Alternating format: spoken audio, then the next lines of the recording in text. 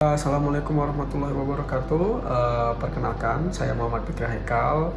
Saya dari Universitas Cyber Asia dan kali ini itu cukup spesial karena pada mata kuliah Estetika Humanisme pada assessment terakhir di ujian akhir semester kali ini, saya akan membahas tentang dua pembahasan ya yang termasuk di kategori estetika humanisme itu sendiri, ya ini yang pertama social capital dan soft power. Nah, apa aja sih yang akan saya bahas khususnya di tentang video kali ini, yaitu di video social capital dan soft power. Silahkan disimak. Oke, jadi yang kita bahas itu kurang lebih ada sekitar 8 pembahasan yang akan kita bahas, yaitu mulai dari apa itu social capital itu sendiri, contoh social capital itu seperti apa itu soft power, apa sih hubungannya antara social capital dengan soft power itu, dan antara kedua ini apa hubungannya dengan estetika humanisme, kemudian bagaimana sih pengaplikasiannya dari sisi social capital dan soft power itu sendiri. Nah, setelah itu kita juga akan membahas tentang tantangan dan solusi dari ketika social capital dan soft power ini kita terapkan gitu. Apa tantangannya, apa solusinya, dan terakhir adalah kesimpulan yang akan kita bahas tentang materi di social capital dan soft power sekali ini. Apa sih social capital itu sendiri? Jadi secara arti ya, itu social capital itu dapat diartikan sebagai jaringan relasi sosial gitu yang dilandasi sebuah kepercayaan, norma dan nilai-nilai bersama yang memungkinkan sekumpulan itu, kerjasama itu akan berkolaborasi antar individu dalam satu masyarakat. Jadi dapat diartikan secara singkat sekumpulan masyarakat yang melakukan relasi sosial gitu. Jadi mereka tuh percaya dengan norma-norma tertentu dan melakukannya secara bersama. Jadi kolaborasi antar individu, antar si A, B, dan C itu dalam suatu masyarakat akan sangat kuat. Nah, itu yang dinamakan namanya capital social capital gitu ya. Ciri-cirinya, jadi yang pertama, social capital itu pastinya berkaitan tentang kepercayaan suatu masyarakat itu sendiri. Dan yang kedua yaitu norma dan nilai bersama. Jadi yang dilakukan sebuah masyarakat itu berkaitan tentang keyakinan, nilai, dan norma yang dianggap sama mereka itu dapat berakibat positif terhadap lingkungan masyarakat itu sendiri. Yang ketiga, pastinya ini berkaitan tentang jaringan sosial gitu. Jaringan sosial itu artinya tidak hanya di masyarakat, di kelompok sosial manapun, selama mereka saling berhubungan antar satu individu. Nah, itu salah satu ciri-ciri dari social capital itu sendiri. Dan yang keempat yaitu memiliki partisipasi yang aktif. Jadi tidak hanya mereka harus berkumpul, tidak hanya mereka itu mempercayakan terhadap sesuatu, tentang sebuah norma, nilai bersama. Dia ini harus memiliki partisipasi aktif di dalam sebuah community itu sendiri gitu. Jadi ada 4 ya ciri-ciri dari social capital itu sendiri. Nah, yang pertama yaitu contohnya jelas ya, komunitas RT RW yang saling membantu. Jadi itu saya bilang kan ada jaringan sosial dan nilai dan norma itu sendiri. Kemudian tadi terakhir yang pertama kita bilang kepercayaan ya. Jadi sekelompok komunitas RT RW yang saling membantu tentang membahas tentang sebuah kebijakan yang ada di RT RW itu sendiri, atau merumuskan tentang ini yang dimaksud dengan ini ternyata ada permasalahan masyarakat ini, bagaimana kita harus mendiskusikannya, bagaimana kita harus menghasilkan sebuah keputusan. Nah, itu salah satu social capital itu sendiri. Nah, yang kedua, alumni pendidikan. Nah, tadi saya bilang kan jaringan sosial, jadi tidak hanya di masyarakat, jadi jaringan sosial manapun yang berprinsip tentang sebuah norma dan dia percaya tentang suatu hal dan partisipasinya aktif, nah termasuk alumni pendidikan yang saling bertukar informasi dan relasi itu sendiri gitu. Ini salah satu contoh dari social capital itu sendiri. Nah, jenis-jenis social capital sendiri itu ada 3, yaitu yang pertama bonding, social capital, bridging, dan linking. Nah, kalau bonding itu biasa berkaitan tentang individu atau latar homogen. Jadi contohnya ya keluarga kita, abang kita, kakak kita, atau saudara-saudara yang lain. Nah, kemudian yang kedua itu adalah bridging ya. Bridging itu antar kelompok sosial itu saling memiliki latar belakang yang bersama. Contoh kalau di tingkat masyarakat itu RT dan RW dikumpulin di satu desa gitu kan. Nah, itu akan saling berrelasi tuh. Oh, RT A, RW B kemudian akan mendiskusikan suatu hal. Nah, itu salah satu bridging ya. Yang kemudian yang ketiga yaitu linking.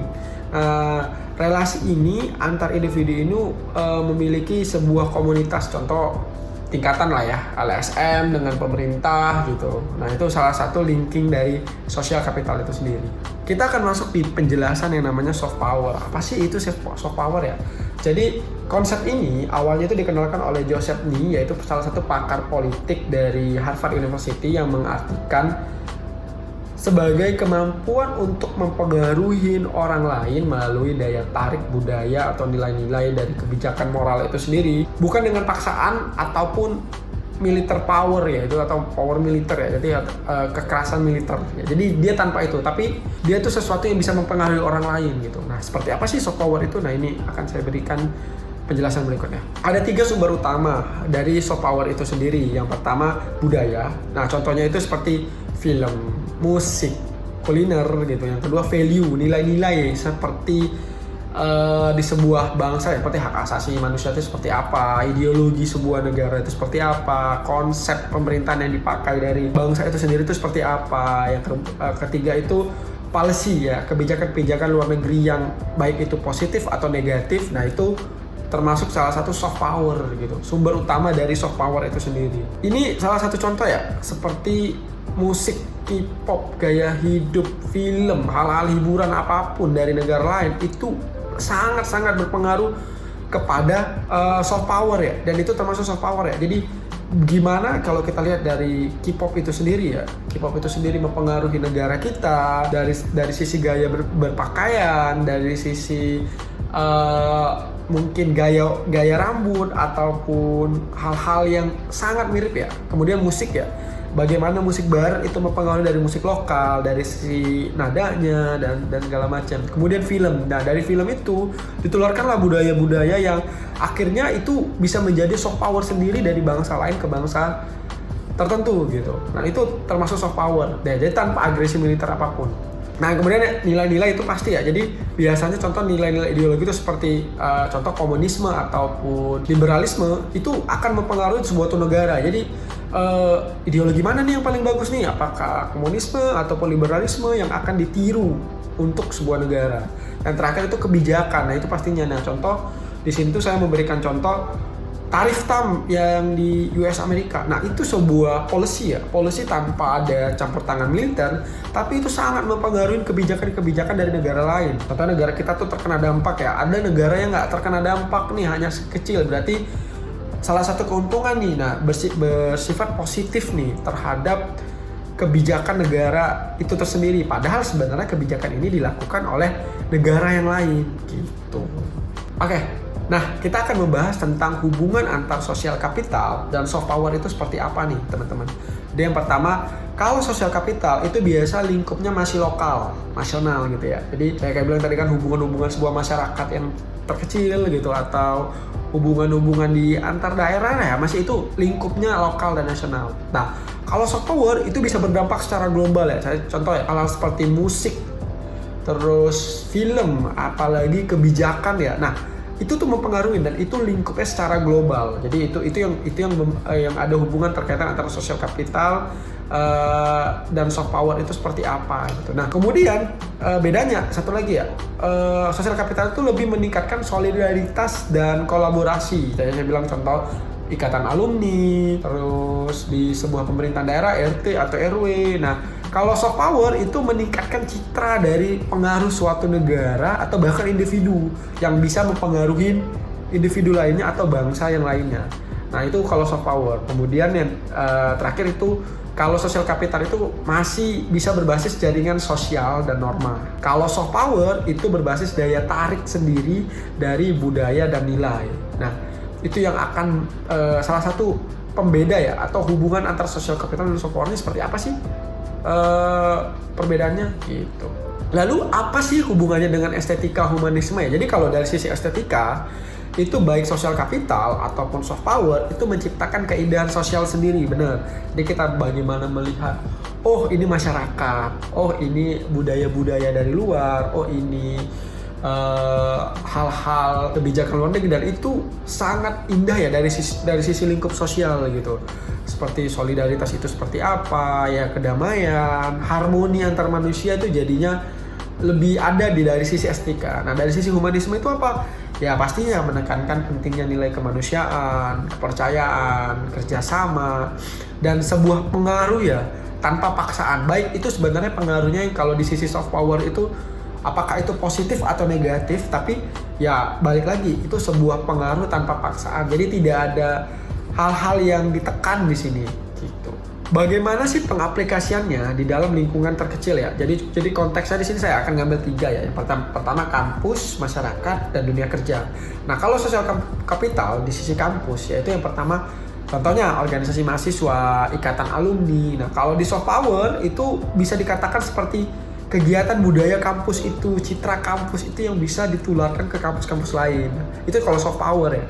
Jadi salah satu pengaplikasiannya kalau di lingkungan sosial kapital seperti organisasi mahasiswa, kalau soft powernya itu ya biasa budaya-budaya apa sih yang ada di organisasi mahasiswa itu yang akan nantinya bisa berpengaruh ke tempat yang lain ya. Kemudian kedua yang masyarakat ya, pasti gotong royong, forum warga. Nah kalau soft power itu apa? Ya tadi hampir sama sih, festival budaya di masyarakat, hal-hal diplomasi lokal ya, kayak pengambilan keputusan di sebuah masyarakat itu akan dilihat sama masyarakat lainnya. Oh ternyata di lokalisasi yang lain sana itu seperti ini, apakah itu bisa kita tiru atau tidak. Nah kalau di dunia kerja itu seperti networking, kolaborasi antar divisi, seperti divisi, contohnya divisi sales dan divisi pembangunan atau development gitu. Nah itu akan saling berhubungan nih kalau dari sisi sosial kapital. Nah kalau soft power ya pasti balik lagi ke budaya kerja. Budaya kerja di sales itu gimana? Bisa nggak diterapin di budaya kerja divisi pembangunan? Gitu. Tantangan dan solusi. Jadi kalau misalnya tantangan sosial dari sosial kapital dan soft power ini, contoh adanya individualisme nih tantangannya nih. Ya, berarti solusinya seperti ya kita harus melakukan pendidikan karakter nih untuk menekan individualisme itu sendiri.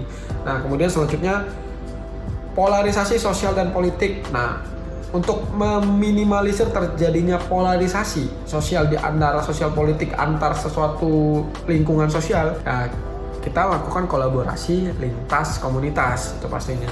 Kemudian kalau misalnya ada tantangan kurangnya kepercayaan publik, nah, kita akan mencoba kita akan bangun budaya open komunikasi. Jadi antar misalnya publik A tidak percaya dengan komunitas A gitu. Nah, gimana caranya? Ya udah, kita open diskusi aja deh. Apa sih sebenarnya hal-hal yang dikeluhkan oleh masyarakat A terhadap komunitas A. Nah, itu lebih meminimalisir dari sisi kurangnya kepercayaan publik itu sendiri. Baik, terakhir kesimpulannya. Jadi apa sih kesimpulannya? Yang pertama, sosial kapital itu membentuk jalinan sosial yang kuat dan mempererat rasa kemanusiaan. Sedangkan soft power itu menjadi kekuatan dari sebuah lingkungan sosial itu atau komunitas sosial itu untuk menciptakan pengaruh terhadap suatu komunitas lainnya atau sosial lainnya tanpa adanya kekerasan gitu. Untuk hubungannya dengan estetika humanisme itu gimana gitu. Nah, keduanya ini adalah refleksi atau keindahan-keindahan dari nilai-nilai kemanusiaan itu sendiri yang harmonis dan penuh makna. Di satu sisi sosial kapital adalah menggambarkan sebuah kepercayaan, norma, ataupun hal-hal lingkup sosial, terus keaktifan dari sebuah organisasi. Nah, kalau dari sisi soft power, nah gimana budaya itu bisa ditularkan ke bentuk-bentuk nilai sosial lainnya sendiri. Nah ini beberapa daftar referensi ya teman-teman untuk pembahasan kita yang tadi. Mungkin teman-teman bisa baca dan akan saya berikan untuk terkait daftar referensi. Nah mungkin itu saja yang bisa dapat saya sampaikan untuk di pembahasan dari sosial kapital dan soft power pada estetika humanisme itu sendiri. Dan terima kasih udah menyaksikan tayangan ini, semoga ini bermanfaat. Saya Muhammad Fikri Haikal. Demikian, assalamualaikum warahmatullahi wabarakatuh.